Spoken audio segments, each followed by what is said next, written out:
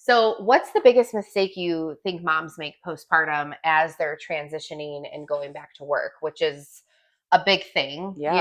I want to also start with the fact that in the United States, if you are in the United States, our postpartum, our maternity leave is crap. Yep. We only get anywhere from 6 to 8 weeks off of work. Right. If that, Depending on where you work Yep. and what your career is. But what are your thoughts about that as women kind of transition? Absolutely. Yes. Doing too much too soon. Mm-hmm. And it is, especially in the US, it is very culture based to do that. Mm-hmm. It's like, okay, you just had a baby. Well, come on, step it up. Let's go. Get it back together. Mm-hmm. And yes, in career, but also in lifestyle of, okay, I just had my baby a week ago, so I'm going to go walk 6 miles to just kind of get back into gear. It's like, no. I've tried that. It doesn't work. I did that too. That was not a good idea. Going to Navy Pier 6 days out, that was a little stupid, but whatever. What was that about?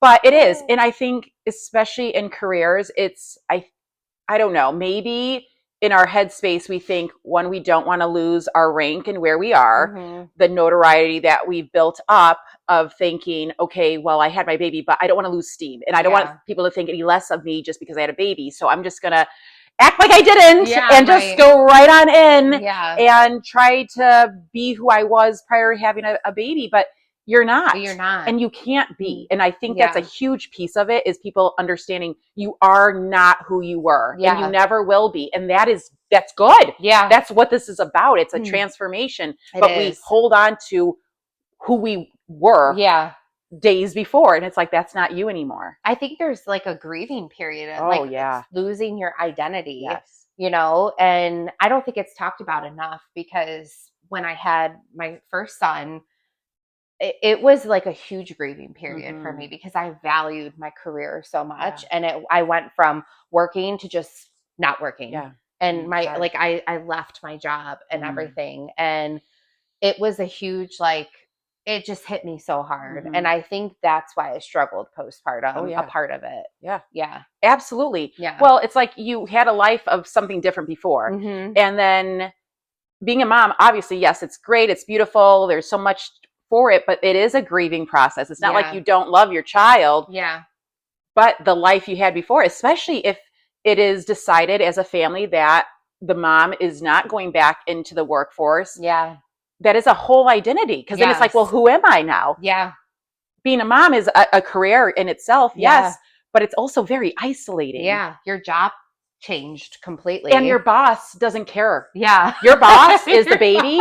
They don't give you any days off, minutes off. They don't give you any leave. You can't even pee. They don't care about holidays or weekends. Like, what is a Friday? Everybody's like, yay, Friday. You're like, no, I don't care. You're working overtime. It's the 4th of July. Good for everybody else. Don't care.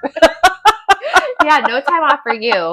Extra work and no pay. Exactly. It's so true. I think as well, I want to add to that, just personally, when I had my first son, I stopped working, but my husband was in the military and he was deployed at the time.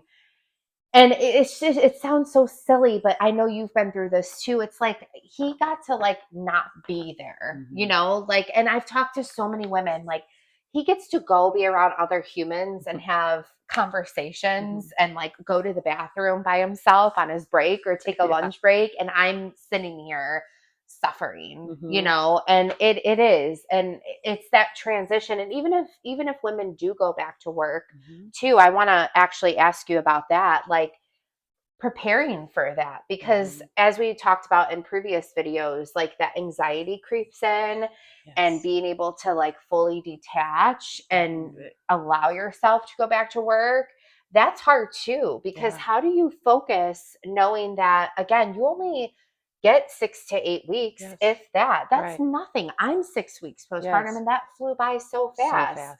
I couldn't even imagine having to put my son in daycare right now or allow him to be with somebody else while I went back to work and just had to trust that everything was okay. What are your thoughts about that? It's a lot. That is such an anxiety producer. And because I do remember when I had my firstborn, I worked for a company and they were great. We had 12 weeks off, but again, 12 weeks flies. Yeah.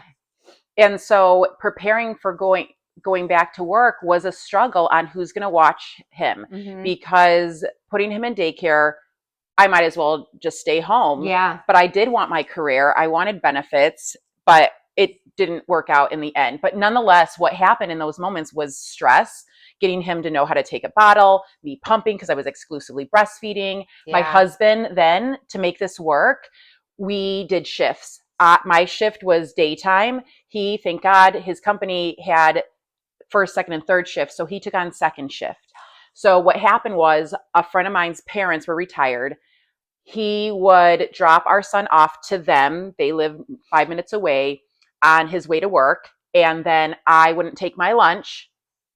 And That's then, lovely. Yep. And that, so that I could take that into consideration. So I could leave like a half hour early. And what's that? Exactly. Yeah. Not to mention pumping while at work. Yeah. And thank goodness the company was great, had a beautiful pumping room for us. So, I mean, it was lovely, but it was so stressful. Yeah. And then my milk supply starts to go down. It was just working. Yeah. I didn't get to see my husband. Right. It was, we never saw each other because we were on literally different shifts. Yeah.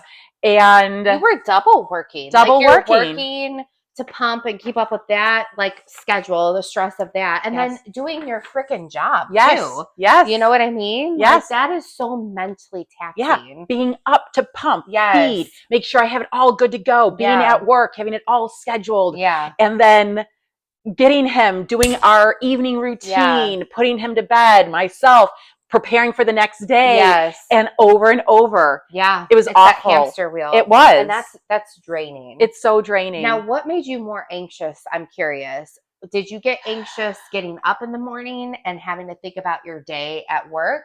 Or did you get more anxious knowing that you had to go home and your husband wasn't going to be there with you? All of that. Yeah. My anxiety was more being at work, making sure everything was flawless with drop off and how my son was going to be with the sitters, what have you. And if he'd take a bottle, how that was all going to go, because I didn't want them inconvenienced or stressed out, because they were a lovely family. Yeah. They were so good. But I was so stressed out, where this is another thing. Like, I felt I needed to get him home.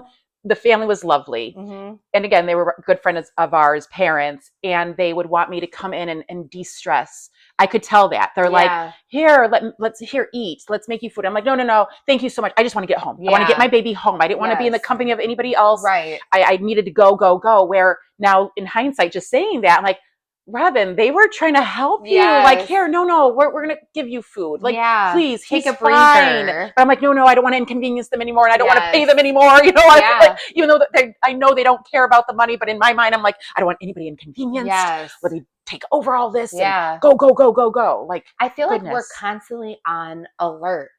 If it's not our baby, it's somebody else, you know? And I feel like that too, even with my sitters. I'm like, oh my gosh, it's 2:00. She has to leave at 2. I got to be there at 1:50. I have to go over everything with her. And it's like, really, people are just trying to help you. Yeah. And it is that piece of letting go. And it's so hard to do as a mom, because we're constantly thinking about the next thing. Yeah. We're overthinking everything. Literally. Yes. All of it. Yeah, it's hard. And then finding that balance of yourself. Yeah. Like, now where do I come in? And when did you eat, by the way? I don't know. I was very thin. I looked really good after having children. Because after everything you just told me, I'm like, where are we finding time to eat? Did you shove food down in the car? I don't know what I did. I really don't know what I did. Did you drink fluids at all? Pee? You know, did you pee? I hardly did any of that. It's no wonder my milk was tanking while I was working, because there was not much happening. Yeah, I can tell you that. I don't remember too much, quite honestly. I just remember the things that point out is being in the pumping room. Yeah. I remember a lot of that, looking at his cute little picture on my little pump bag. And then just the anxiety of go, run, hurry. Get him, you know, do, like all this stuff. It was just the state of urgency. Yes. And so now that you went through that, what do you recommend to moms now that you're able to look back, that are transitioning to go back to work? What's one thing that you would say moms that are doing that right now to not do? Take the offers of support. Really, if somebody's offering something, take it. Try not to think of it being transactional or based off of, well, you did that for me, so they're going to expect something from me. And if that is, then unlike those people, like block them from your life if that's how this relationship is, because I don't like that, because that's another piece of why I didn't ask for help, because I knew for some people it would look like that, tit for tat, where they would throw it back in my face. Well, I helped you, so guess what? I'm like, oh, I don't want that. Yeah. But then those are awful people. Why are they even hanging around anyways? I don't know. I mean, let's be real. They're just dangling there. Yeah, it's like, oh gosh. But even prior to this, have it mapped out before you have your baby. Like, hash out with your partner of what is this going to look like, especially if you still want to go back to work, you want a career or run your own business. What does that look like to you? Because being on all the time, it's going to break you, and it does. And that's where the strain in relationships come into play. That's where mental health issues come into play. Yes. That's where your body starts to go into a state of flux, and histamines come into play, and all these other issues happen. So it's really coming up with a plan with your partner, making sure you have those pieces of support in play, at least for the first 6 months after birth, because the first 6 months is a lot. Yeah. And with daycares, and I swear with daycares, you gotta be on the waiting list before you get married. Yeah. Seriously. They're like, wait, I'm sorry, we have a 3-year wait list. Oh my gosh. Yeah. Shoot. I better start prepping now. Okay. Yeah, I better be on that wait list. It's like, oh my gosh. There's a piece of that too, and not to jump, but I want to comment on daycares because I'm going through that currently. Yes. And my husband and I toured a daycare yesterday. Oh boy. And it is so true that that's a whole other ballgame, the anxiety that comes with that. Yes. Not even mentioning like you said, prepping and pumping and all the things, but even like finding the right daycare, 6 to 8 weeks, you have to find a place for your kid. I mean, yeah, you're right. You're doing that prior to the baby even being born. And we went yesterday to one, and she's like, okay, are you ready? All right, sign here. And it's like, can I process the fact that my son is going to have to go here, and I think that's hard for a lot of people.